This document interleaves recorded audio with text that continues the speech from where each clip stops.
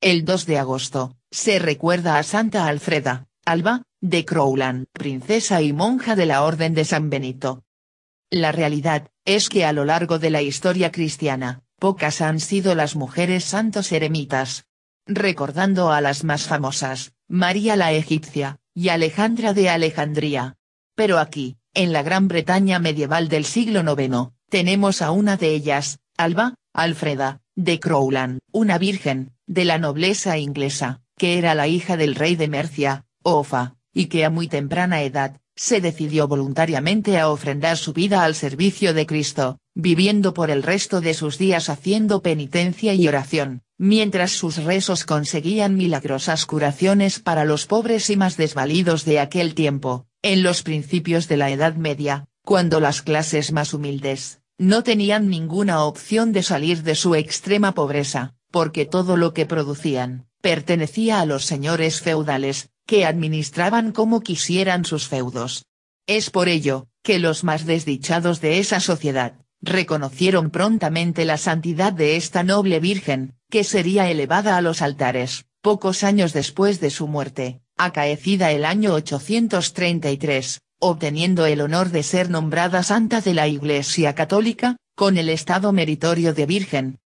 Alfreda, Alba, nació hacia el año 780, en Mercia, uno de los 3 reinos anglosajones fundados a fines del siglo V, luego de la caída de la Britania romana, que pasó a ser conquistada por la antigua población germánica de los anglos, de la cual deriva el actual nombre de Inglaterra, que quiere decir, tierra de los anglos, en el corazón de la isla de la Gran Bretaña. Alfreda era hija del rey Offa, gobernante del reino de Mercia, y de la reina Coentrit. La pequeña se crió como una típica princesa de la casa real, muy cercana a su madre, que solían presidir el séquito real, en las contiendas sociales, dirigidas por el rey. La humildad y belleza de Alfreda, le hizo ganar el cariño de su padre, que la cotizaba y respetaba, situación que la jovencita usaba para favorecer a los más pobres, que tocaban durante las noches los portones del castillo paterno.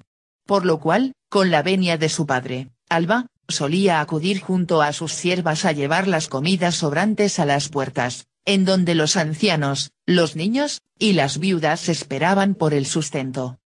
El año 787.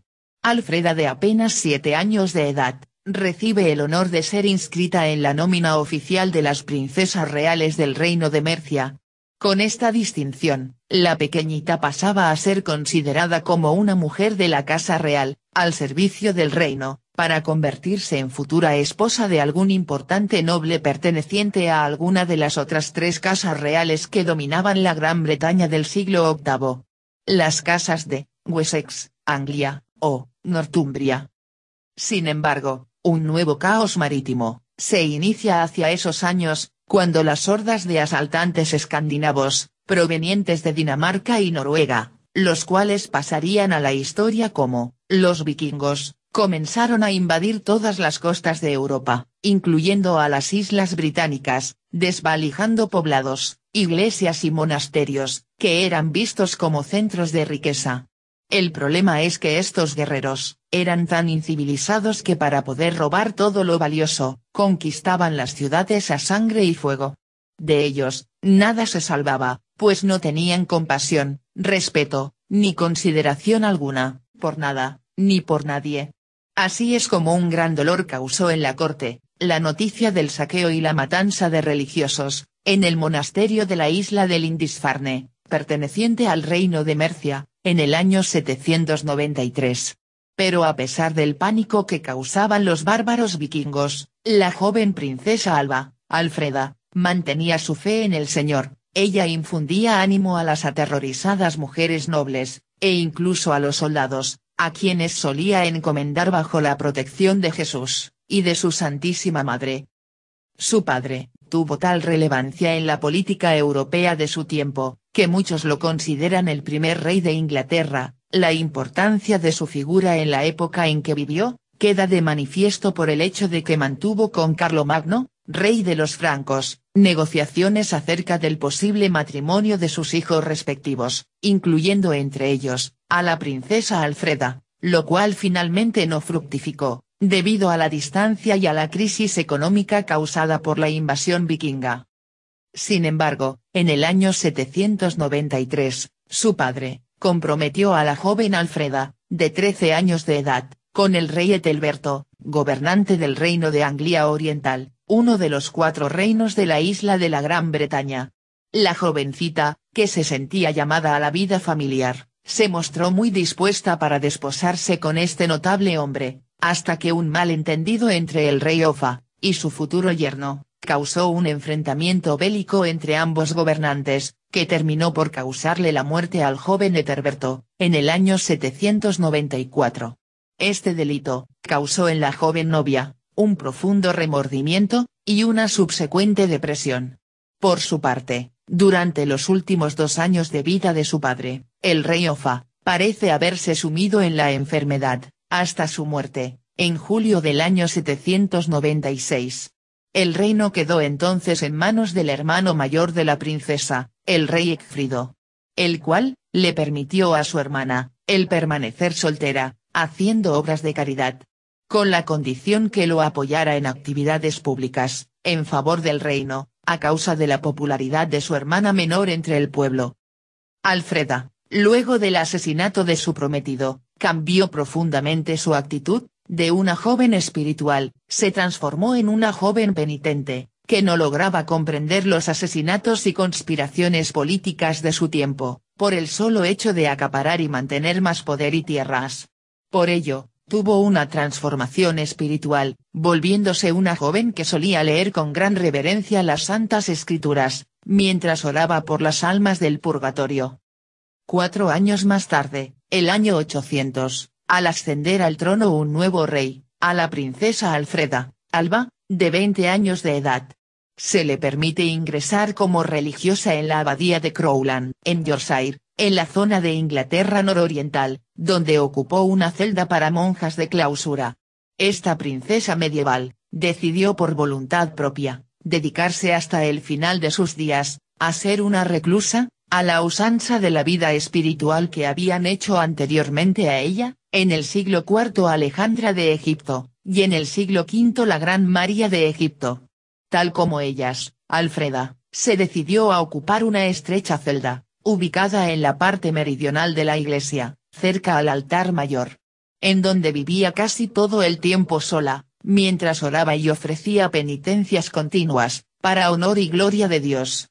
Muchos hechos extraordinarios ocurrirían a esta santa princesa, que presenciaba visiones místicas con nuestro Señor, mientras que sus oraciones y solicitudes eran escuchadas por su esposo Jesucristo, lográndose muchas curaciones milagrosas de aldeanos, en especial niños y adultos de escasos recursos.